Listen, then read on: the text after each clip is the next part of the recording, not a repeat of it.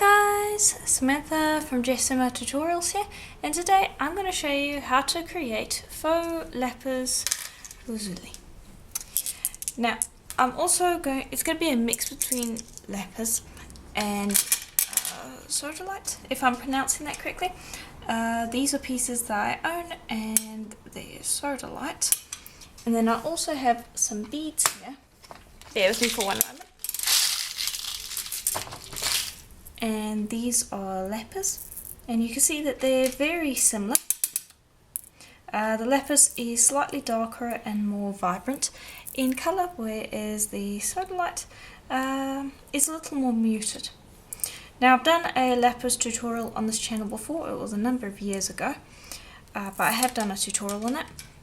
So I wanted to do one that is a little closer to the stone.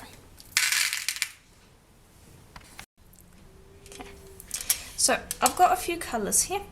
We've got granite primo, and you can see it's got a lot of inclusions in it. We've also got white, which is going to be closely mixed with this. Then we've got, I believe this, I keep wanting to call this one denim, but it's navy primo. Periwinkle as well, and then we've got two mixed colours, which don't have to be super duper accurate, but it's basically 1 part black to 3 parts navy, and then 3 parts navy to 1 part cobalt. And I'll actually bring cobalt over here. Sorry, not cobalt, ultramarine. Here we go. And you can see that's a really bright colour. And if you wanted to do a stone that is closer to the lapis rather than the sodalite, then you'd include more ultramarine. You could just actually cut that up and include it with the colours, but I'm not doing that today.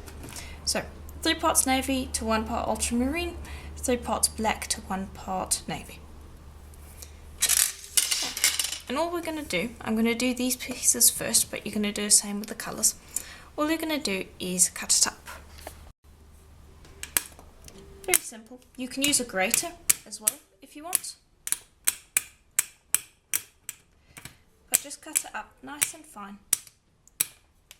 And I'm doing the granite and the white separate from the colours because you mostly get veins with the white in stone, and then you get the colour pieces. Okay, then once you've got it chopped down, grab some gold metal leaf, and sorry, this is taking a moment, there we go. Just grab some of that and pop it on there, mix that through, and then chop that up and mix it through again. Okay, and there we go. Put that to the side, and then grab your colours. And there is still metal leaf around here, but that's fine. You want to mix a little bit of that metal leaf in. We don't want as much as it is on the graphite and the white, but it's okay to have some of those on there, so I don't want to waste any of the metal leaf. So just take that, chop them together as well. There we go. Pop that to the side, and then also take this and chop that up. And you don't want the pieces to be too small. Okay, and then we'll mix it in with this. Okay, then just mix that up, and don't worry about getting it too even. You do want it to be a little you want it to be random. You don't want it to be all completely even. You want there to be differences in the pieces. Okay, then press that all together, and then we're going to chop it up one more time. This time, because we're going to be putting paint in it, because if you have a look here, there's a lot of little white veins as well, which we won't be able to achieve with the clay. So just chop that up one more time. Okay, and I didn't want the pieces to be too large. We've got quite large cuts here. And to keep it nice and clean, I'm going to put it into a little plastic bag, and we're going to put the paint in there. And then you can shake it around, and it's just much cleaner than trying to do it straight on your work surface, which is a glazed ceramic tile. I'm using acrylic paint, white acrylic paint, and just pop a bit in there.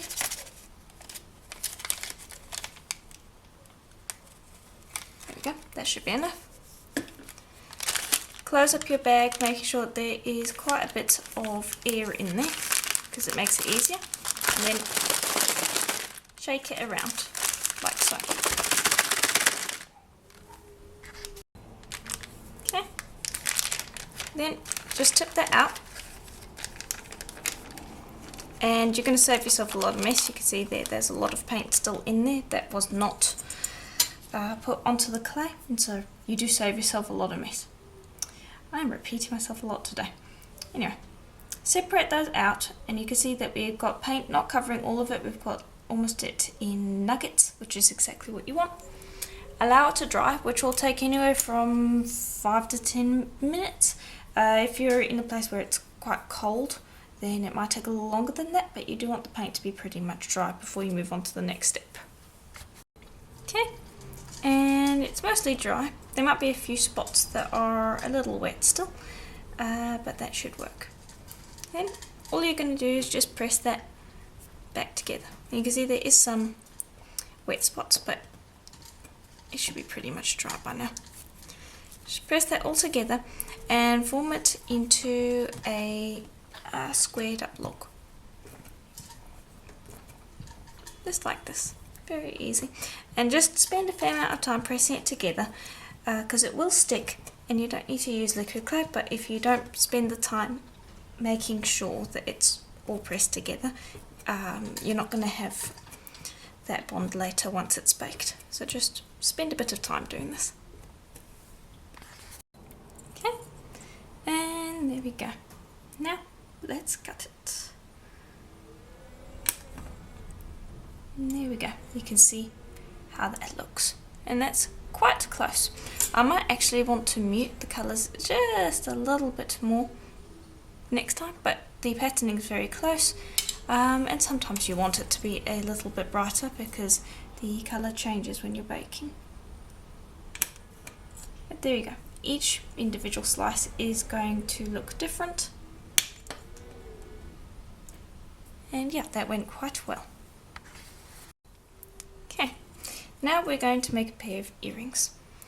So the first step, or the first thing, is that I'm just going to bring over this mold that I've got. I'm going to be using this piece here, and this is kind of an experiment to see how it looks. We might not necessarily keep it.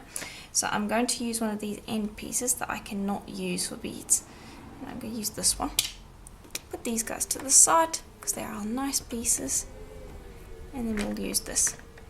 Okay, and I'm just going to shape it a little bit so that it's roughly in the right shape to fit in there, and so that we're not going to be getting any of the paint.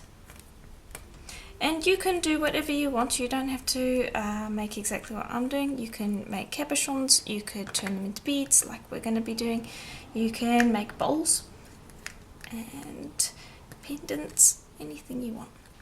But I'm just going to be popping this in here, and this is mostly just so that we can get a interesting effect. And this mold's a little softer than what I like usually for polymer clay. I use it mostly for resin. We'll see there how it's looking. I need to press it in a bit more. Okay, and I'm very carefully and gently going to try to cut this back off without lifting it up out of the mold.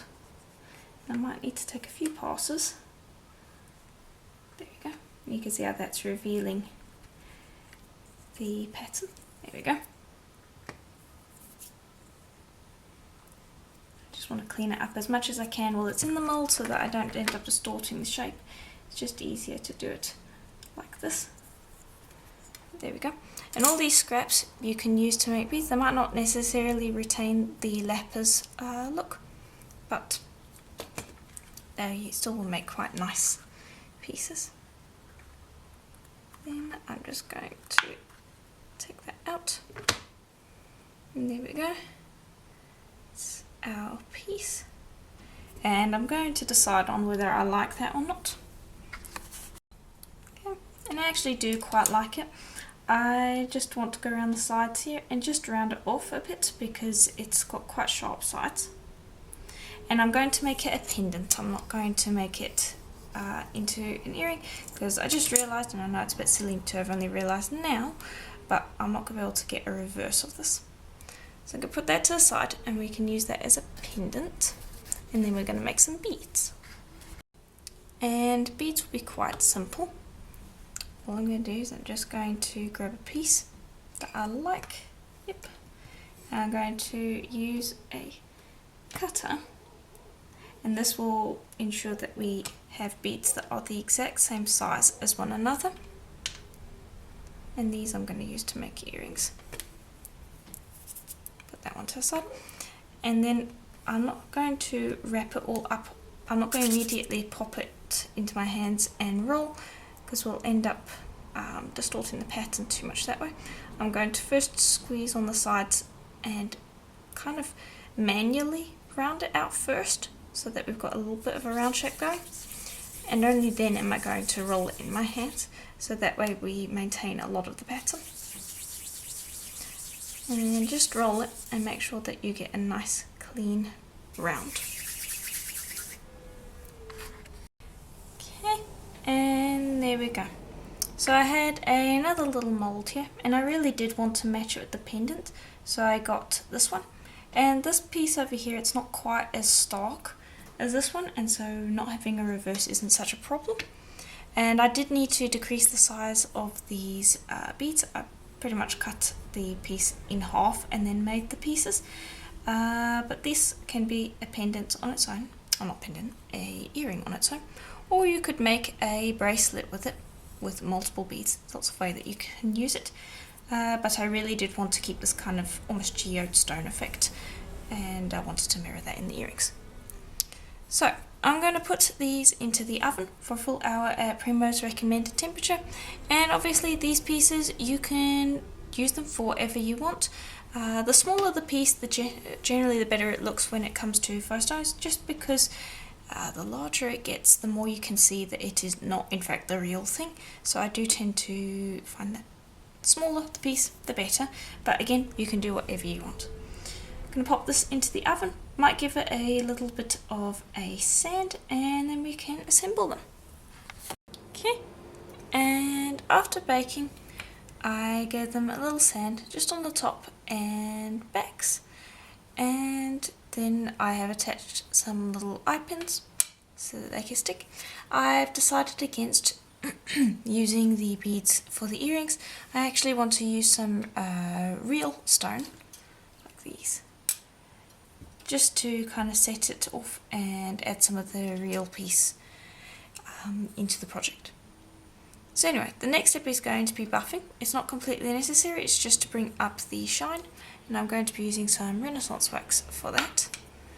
So I've just got some of that, and you just need a little bit, and then the buffing wheel will carry the rest of it for you. So I'll just pop a little bit on there, and having the eye pins in there means that I'll have something to hold on to while we're buffing. Okay, and here we go. I'm just using a Dremel 3000 and a buffing wheel. You can also just buff this against your a rag or a pair of pants by rubbing very quickly. That works as well.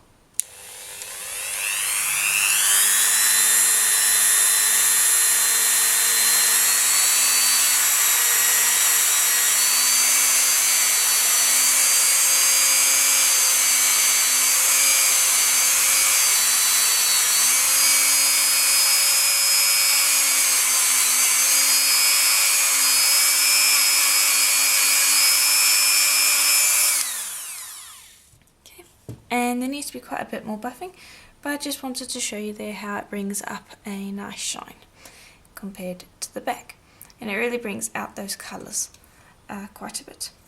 So I'll buff up all three of these and then assemble. Okay, and there we go. Quite simple. So I just took some sodalite beads that I have and that I showed you earlier, and I just combined them because I thought they looked nicer than the polymer clay beads, just because it's very hard to get the polymer clay beads small enough. The polymer clay beads would have worked nicely in a bracelet or without these pieces. But yeah, that's basically it for today's tutorial. Just as a reminder, here are the raw clay pieces. Obviously you don't have to go with this kind of geode stone effect that I went with. You can also just take these pieces, put them together in a slab like I've seen a lot of times, and that I have done a lot of times, and then you cut out your earring shapes that way. But I thought this looked quite nice because it gives a bit of texture to the piece. But yeah, if you enjoyed this, please do let me know in the comments below. And also, if you'd like to see more faux stone tutorials with polymer clay, check out the poll that's currently going on in the community tab of this channel. We are busy voting on what the next faux stone will be, and I would love to hear your opinions. And yeah, if you like the video, leave a like and subscribe if you're not, and I'll see you in the next video. Bye for now.